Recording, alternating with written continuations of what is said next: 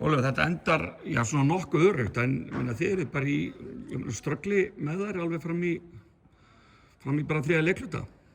Þær eru sem sagt, deildir neðan ykkur, þannig að eflaust áttu margir von á öruggu sigur, en...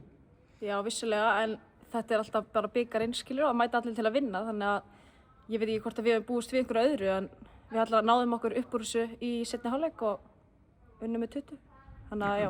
Hvað breytist þarna frá því?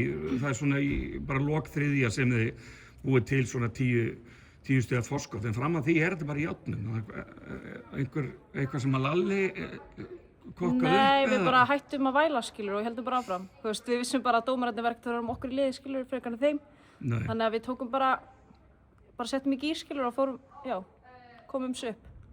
Þannig að tiltölulega öruggur sigur og þeir eru þá komnar í undanúrslitin, sem var væntanlega takmarkið, og er ekki eitthvað takmark, bara nokkuð einfalt að þið ætli bara að klára þennan bikar, eða ekki? Jú, erum við ekki að fara aftur í Smáran bara og við kunnum vel við hann, þannig að jú, það verður bara gaman að fara aftur í undanúrslitin. Já, en svona hvernig er að vera komin að stað aftur eftir jólafrí?